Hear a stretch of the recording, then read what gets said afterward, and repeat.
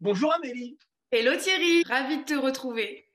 Ben, moi aussi, moi aussi. En plus, on va parler d'un sujet profond qui nous inspire tous les deux et je crois que ça va inspirer mais tellement de personnes.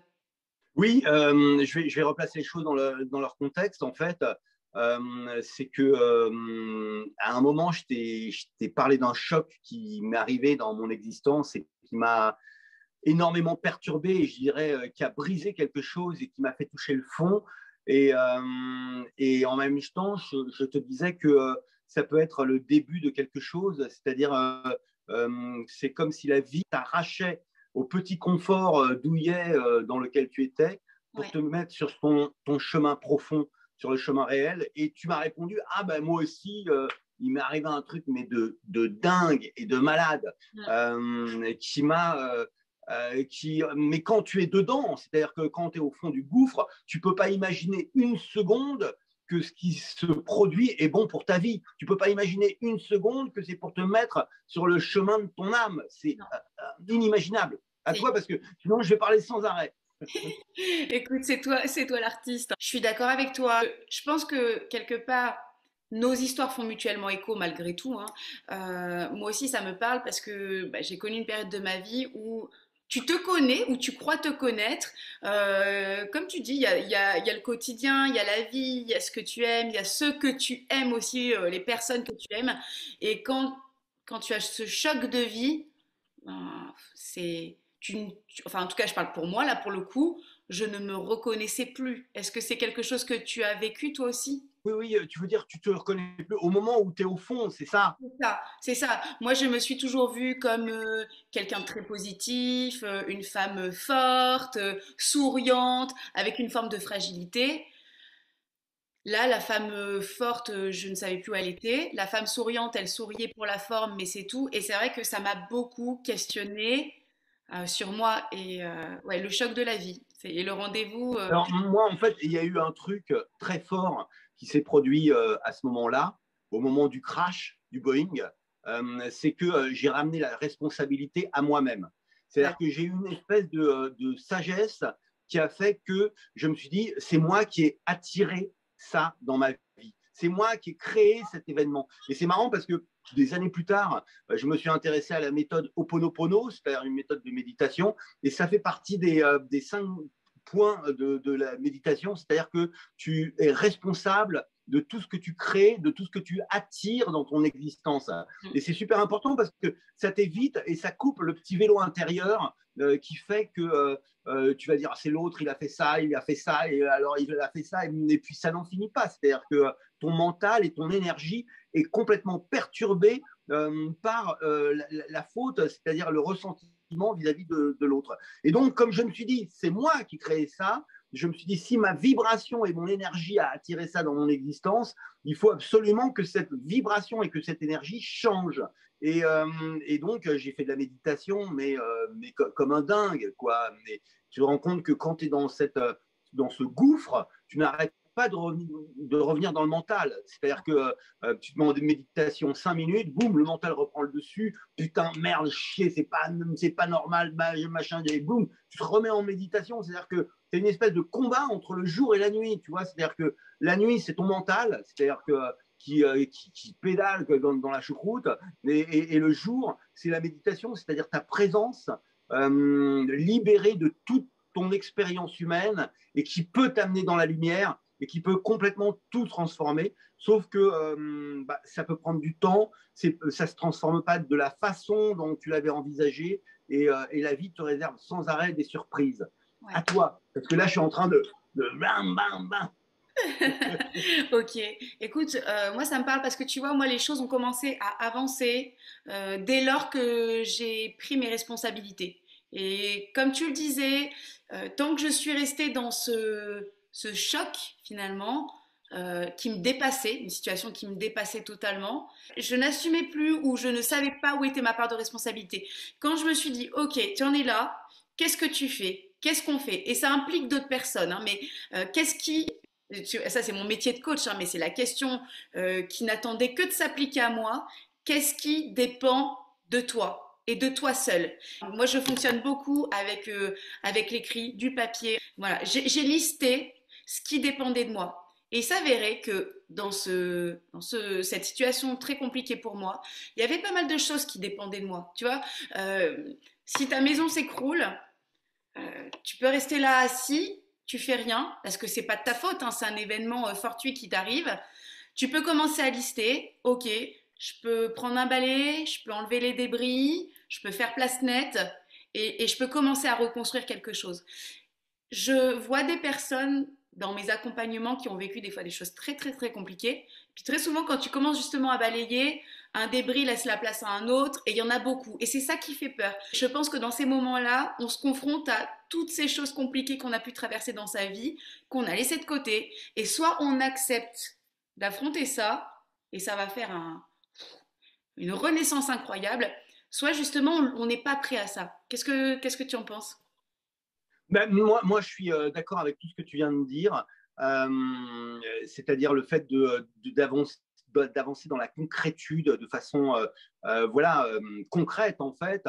Mais tu te rends compte que la façon dont tu vas commencer à ramasser les morceaux, à faire un peu la poussière, à essayer de reconstruire un mur, que ton intention, plus elle va être généreuse, plus elle va être ouverte sur le monde, plus elle va être ouverte sur les autres, tout en gardant ce lien, j'allais dire, en toi, parce qu'il y a un deuxième sujet dont on a parlé. On s'est dit que dans ces moments-là, en fait, très souvent, notre réaction, c'était de se replier et de se refermer. Et c'est vrai que quand tu viens de prendre un énorme coup dans la gueule, tu as l'impression que le monde entier est contre toi. Et ta lecture de ta situation et ta lecture du monde, en fait, est une lecture, voilà, c'est tous des ennemis, en fait. Et c'est une lecture conditionnée, qui est partiellement vraie, hein, parce que La Fontaine le dit, selon que vous soyez puissant ou misérable. Et donc, quand tu es en haut, tu as plein de gens qui arrivent. Quand tu es en bas, tu as 10 000 personnes pour t'écraser la gueule. Donc, c'est vrai. Mais en même temps, si tu maintiens cette énergie-là, tu vas rester en bas à te faire écraser la gueule. Alors que si à un moment, tu te dis, je suis le soleil, je suis la lumière. Un jour, la vie est un truc tellement temporaire, on n'en sortira pas vivant. Donc autant y aller, autant rentrer dans cette conscience et se dire mais non, je vais pas jouer ce jeu-là, je vais jouer un autre film. Tu vois, c'est comme si tu mettais un programme dans ta tête et que tu te dis oh non, si je prends le programme, c'est tous des salopards, c'est tous de leur faute, c'est tous des enfoirés. Je vais rester dans cette vibration d'énergie. Ouais. Si je mets un autre programme dans la tête, bah voilà, je m'effondre. Voilà, bah je m'en fous, je vais juste être présent et puis ramasser les miettes qu'il y a par terre et puis mettre des briques. Et puis, en effet, tu as raison, lister, mettre sur un bout de papier, faire la vaisselle.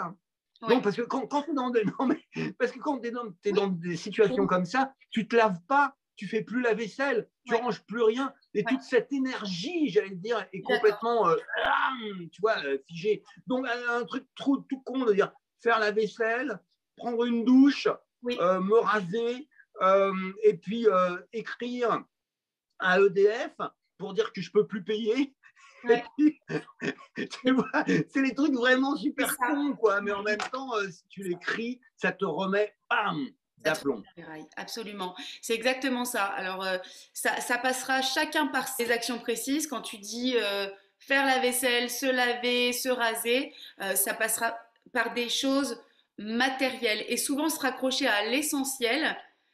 Quand tu te rends compte que finalement, c'est encore là l'essentiel, tu vois, mettre la table, laver ta vaisselle, prendre ta douche, te pomponner. Moi, je sais que pour moi, c'était très, très important, tu vois, de me faire belle finalement parce que il y a des choses qu'on t'enlèvera pas, tu vois. Alors le temps, si le temps fera des dégâts certainement, mais qui tu es, on te l'enlèvera pas.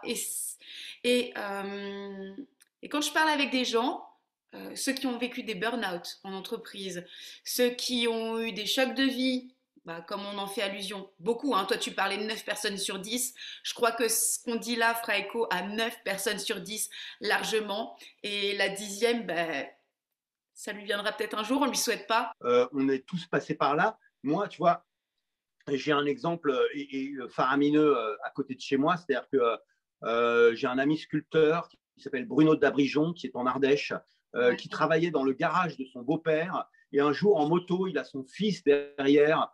Il a un accident de moto, il est amputé d'une jambe, il fait 30 jours de coma, il a la cage thoracique ouverte complètement. Et quand il se réveille, il se dit mais la vie, mais c'est tellement claque comme ça, je ne peux pas continuer à rester dans un confort qui ne me satisfait pas. Et là, il commence à rentrer dans sa passion et il tente le coup. Sa passion, c'est la sculpture. Donc, il est sculpteur et il sculpte alors des capots de voiture, du marbre, du bois, enfin tout. Et il adore travailler avec ses mains, avec son corps, avec son. Et d'ailleurs, quand il sculpte, en fait, il gueule, tu vois, il crie. Et sa femme, qui est prof d'histoire, le soir, elle l'entend hurler dans le garage. Ouais, putain de merde, machin chouette. Mais il est à fond sur sa voix et maintenant, il expose à Barcelone, il expose à Montélimar parce que l'Ardèche, c'est pas loin de Montélimar. Il expose à Bruxelles, à New York et c'est devenu un sculpteur. Et quand il a vécu ce choc, c'est-à-dire on t'arrache la jambe, quoi. Je veux dire, on te coupe la jambe et tu vis des souffrances psychologiques, des souffrances terribles, et tu te rends compte qu'il a fallu cet événement pour le sortir de son confort et se dire ouais non mais la vie c'est trop court, c'est trop, je peux pas rester dans un confort qui ne me rend pas heureux. Et c'est pour ça qu'on a décidé de faire cette vidéo, Amélie, c'est que on se rend compte que ce choc de vie en fait tout le monde l'a vécu, c'est-à-dire que quand tu arrives à un certain âge, à 40, 50, 60 balais, tout le monde peut raconter ouais putain j'ai vécu un truc mais jamais je pensais m'en relever. Et puis, et savoir comment tu t'en es relevé, qu'est-ce qui s'est produit, et qu'en fait, le pire a engendré, j'allais dire, le meilleur, le pire, parce que en réalité, tu vois, c'est ton confort qui a été mis en cause. C'est-à-dire que tu avais une petite vie sympa, peinarde, voilà, tu avais l'impression que tout roulait, tout baignait, machin chouette. Ton confort est mis en cause. Et quand il est mis en cause, tu ne peux pas imaginer une seconde que c'est pour ton bien. C'est-à-dire que tu ne peux pas imaginer une seconde que ce qui va sortir de cet effondrement total de ta vie va être pour te mettre sur un chemin d'âme qui est vraiment plus proche de toi. Ouais. À toi. Je suis d'accord. Après, les gens, je me dis, les personnes qui vivent ça peuvent se dire, mais à quel moment je vais avoir quelque chose qui va être un déclencheur pour remonter. Si je parle de mon expérience, moi, le déclencheur, ça a été une saturation. Il y a eu quelque chose de trop, c'est quand ça a touché, pour mon expérience, c'est quand ça a touché mes enfants, ma famille. Et, euh, et c'est drôle parce que là aussi, je me suis découverte. Je sais que je suis une bonne maman, que j'adore mes enfants. Ça, c'est pas la question. Je le savais déjà. Mais quand il y a eu quelque chose qui a touché, mais vraiment la prunelle de mes yeux, euh, là, ça a été, pour moi, ça a été, j'ai plus le choix. J'ai plus le choix. Et quand tu es dos au mur et que tu n'as plus le choix, en fait, c'est comme si tu as le mur, de toute façon, tu peux que avancer. Et moi, il fallait ça. Et souvent, pour aller de l'avant, c'est un moment où vraiment tu touches le fond. De toute façon, tu peux pas descendre plus bas. Enfin, si, tu peux toujours descendre plus bas, hein, mais tu as le sentiment en tout cas que tu ne peux pas descendre plus bas. Donc, qu'est-ce que tu fais? Et chacun ses drivers. Moi, c'était pour moi, mais c'était aussi pour les autres, pour ceux qui me sont chers. Et dans ma carrière, dans ce que je fais, souvent, c'est les autres qui vont être un moteur. Ça, je m'en rends compte.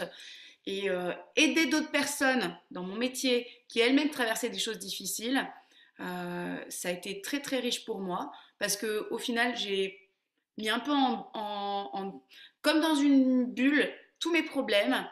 Et je me suis dit, allez, t'as plus le choix, tu peux plus te plaindre, ça suffit. Je me plaignais pas, je me plaignais qu'à moi-même, j'avais personne autour de moi. Donc, mais j'ai arrêté de me complaindre là-dedans et j'avais plus le choix. Et quand t'as plus le choix, bah t'avances. Et c'est incroyable parce que figure-toi que ça peut aller très très vite. Parce que tout à l'heure tu disais c'est dans ton énergie, dans comment tu es. Si toi tu te regardes différemment, les gens ne te voient plus pareil non plus. Il y a cette fameuse phrase, si je change, tout change. C'est exactement ça. Amélie, elle est sortie un jour. J'ai vraiment des images mentales comme ça de ce moment-là où ça a changé chez moi. Amélie, elle a changé sa manière d'être, de se voir. Mais même les gens pour qui je pensais que c'était plus possible, en fait, c'est pas eux qui avaient changé, c'était moi qui avais changé. La cassure avait été telle que. Je sais pas si ça te parle tout ça. Oui, et alors tu vois je voulais te dire une chose, c'est pour justement prolonger ce que tu es en train de dire, c'est que la vie est le maître spirituel par excellence. C'est-à-dire que quand tu me parles de tes enfants et de la prunelle de tes yeux, en réalité, c'est un choc de conscience que tu vis dans ton histoire et que tu vis, par exemple, parfois à l'enterrement de quelqu'un. Ouais. C'est-à-dire qu'un un enterrement, c'est quelque chose qui peut être très triste parce que tu ne reverras plus quelqu'un que tu aimais. Et en même temps, ça peut correspondre à un choc de conscience où tu te dis, mais je me suis pris la tête avec lui et maintenant il n'est plus là. Je me jure que plus jamais je ne me prendrai la tête avec personne parce que tout ça va disparaître, parce que tout ça est aléatoire, parce que tout ça est voué à la poussière. Et donc, quand à l'intérieur de ce choc de conscience que tu vis dans ta vie, ou comme tu le disais, c'est tes enfants, c'est la prunelle de tes yeux, à un moment, tu as, comme dans les dessins animés, tu sais, tu as le Oui, et c'est puis les exactement ça. choses, tu vois, tu as la secousse qui fait que le truc s'ajuste, là, comme ça. Et tout ce qui est, j'allais dire, facultatif, mental, calcul, machin, disparaît. Il y a même plus de stratégie, il y a même plus, il y Ouais. a rien. Il y a juste quelque chose qui t'a mis sur le chemin de ton âme et de ton cœur et qui fait que tes choix vont être alignés. C'est-à-dire que c'est pas des choix où tu vas à la limite. Tu vois, moi, dans les conseils que je dirais, à un moment, c'est bien de ne pas chercher à s'en sortir. C'est-à-dire de se dire, oh, je lâche le guidon et qu'est-ce qu'elle veut la vie, pourquoi elle me met là, mais sans dire oh putain pourquoi elle me met là, non, d'essayer de contempler en fait le processus, c'est-à-dire de rentrer dans l'ultra conscience des choses pour voir comment ton énergie peut bouger. Tu vois, c'est quelque chose de très subtil et de très fin. Mais tu te rends compte que dans une période comme ça, si tu arrives à te mettre en tendresse et en compassion Oui, avec toi oui, et à te donner un maximum de douceur au lieu d'être dans quelque chose violent de de tenu, ouais. tu te rends compte que c'est le monde entier à un moment qui va te renvoyer cette douceur. Et c'est super dur. Et je dirais même que c'est la chose la plus dure au monde. Tu sais, pour moi, en fait, la douceur, quand j'avais 20 ans, j'étais très idéaliste, côté chevaleresque, la force, réaliser ses rêves, aller au bout de ses rêves de soi. Et maintenant, tu vois, à mon âge, je ne vais pas le dire parce que je te rends compte que l'argument le plus puissant de la vie, c'est la douceur. Ouais. Et tu vois, dans le film Le Parrain, le mec dit je vais vous faire une proposition que vous ne pourrez pas refuser. Et j'allais dire, c'est la phrase la plus bam, c'est le coup de poing, mais avec une douceur. Et je dirais, on devrait apprendre à cultiver la douceur envers soi et donc forcément envers le monde, puisque le monde, c'est soi-même, tout part de soi. Et je trouve que c'est un argument, j'allais dire, dont on ne parle pas beaucoup, tu vois, dans les trucs de développement personnel, on dit la stratégie, objectif, machin, truc, mais la culture de la douceur inconditionnelle, à toi, Amélie. Souvent, on est dans atteindre les objectifs, se battre, défoncer tout. Bon, moi j'ai essayé, hein, j'ai essayé. Je dis bien essayer volontairement ce terme-là. Il y a un moment, je me suis dit, mais et ça fait, c'est la douceur, c'est cette notion-là. Moi, je suis qui dans tout ça? Aller vers ses objectifs en étant dans la douceur, bah, c'est être vrai. Parce que je pense que l'être humain, c'est pas un violent à la base. On n'est pas fait pour se battre et même tout le temps se battre contre soi-même. En fait, on est fait pour aimer, pour l'amour, pour être soi. Je sais pas toi, moi je passe un bon moment quand je suis bien avec les gens, quand je suis en confiance, quand je suis dans cette douceur où je suis moi. Et c'est là où je dis les choses telles que je suis. Donc en fait, si je devais résumer ce qu'on a dit, bon, le choc, on l'a tous. Le choc d'une vie, on le vit à un moment donné. La réaction, ça sert peut-être à rien d'essayer de la contrôler, parce que là, t'es les tripes, c'est tes tripes, t'es à vif, t'es à cœur ouvert, c'est la chair, quoi. T'es pas bien, tu souffres, c'est normal. Il y a un moment donné, c'est qu'est-ce qui dépend de moi? Ok, il y a peut-être plein de choses qui dépendent pas de moi, hein. Il y a plein de choses sur lesquelles je ne peux pas agir. Qu'est-ce qui dépend de moi?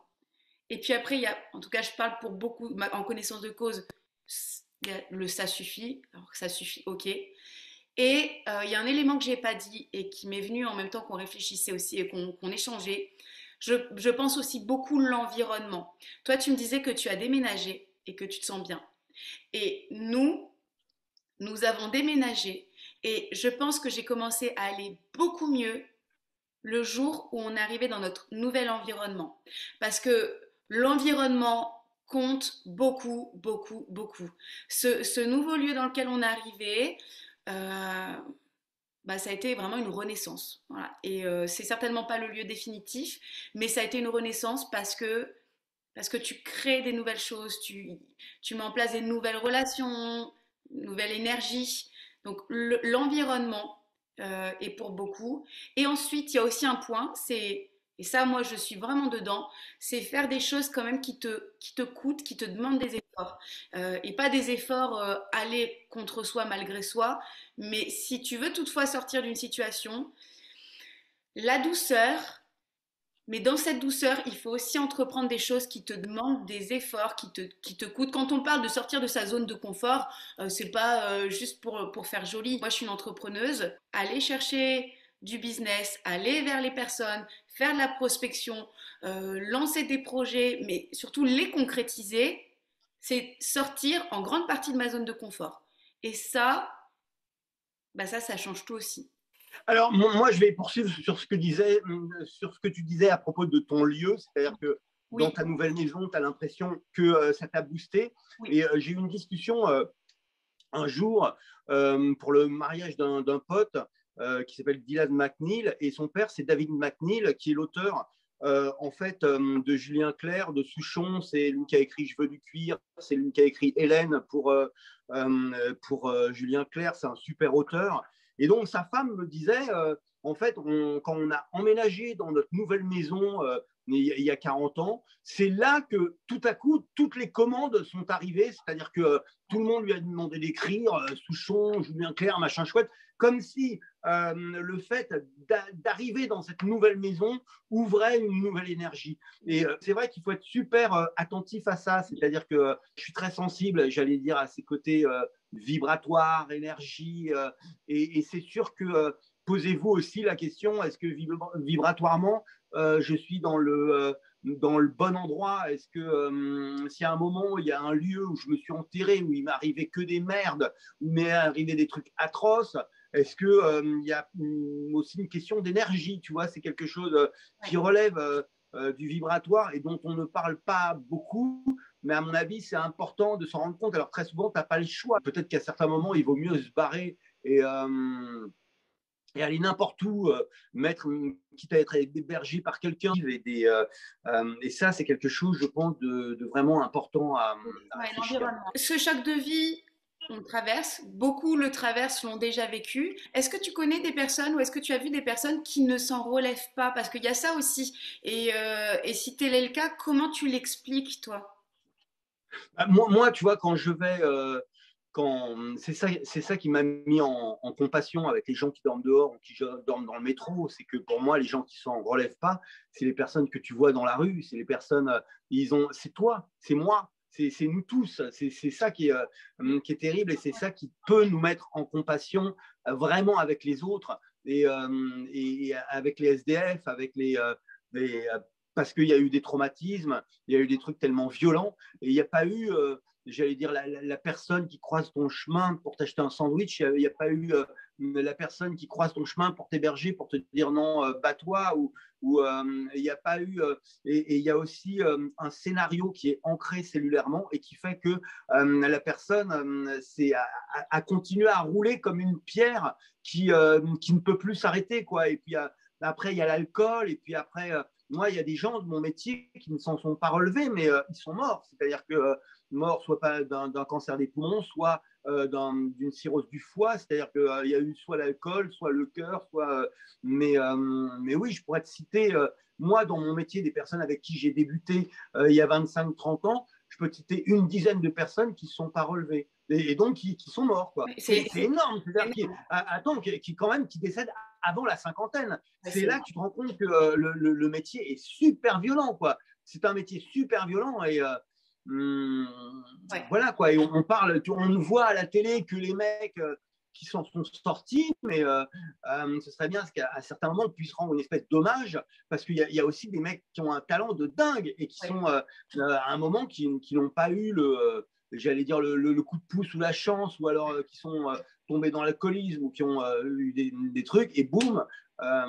Mais je trouve que et je dis c'est un métier extrêmement violent, mais en réalité tu te rends compte que c'est la vie qui l'aide. C'est-à-dire que la vie est à la fois magnifique, à la fois mystérieuse, mais à la fois super violente, quoi. Ouais.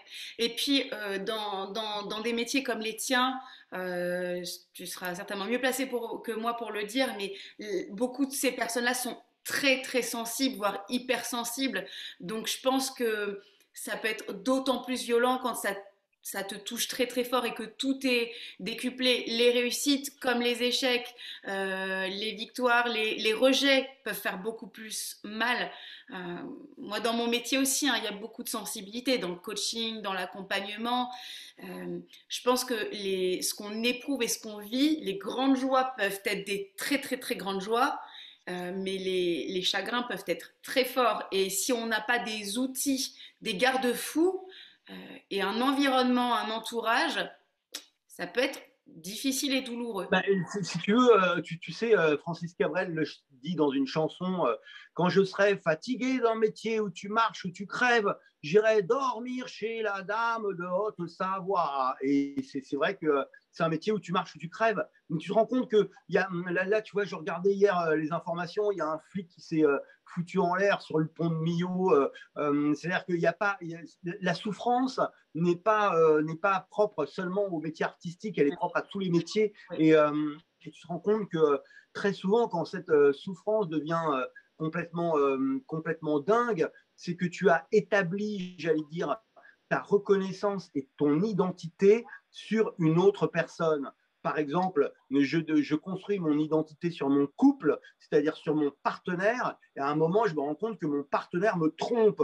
Et là, je me rends compte que non seulement mon métier ne me plaît pas, mais qu'en plus mon partenaire me trompe, en plus la mère de mes enfants me trompe, et donc je vais me foutre en l'air et me jeter d'un pont. Et c'est là où il y a quelque chose de très éducationnel, c'est-à-dire pouvoir aimer l'autre sans se perdre soi-même dans la relation, c'est-à-dire avoir un lien avec soi, un lien dans son jardin secret et intime qui soit fulgurant. Je pense que je voudrais que ce soit ça, j'allais dire, le message qu'on puisse faire passer aujourd'hui, c'est établir un lien avec son moi profond qui soit tellement puissant qu'on est demandeur vis-à-vis de personne. On n'est pas dans un processus d'attachement névrotique, on n'est pas dans un système de dépendance vis-à-vis du monde, on est simplement en lien avec soi de façon fulgurante. On est en amour de façon inconditionnelle avec son soi profond, on peut l'appeler tout ce qu'on veut, mais se construire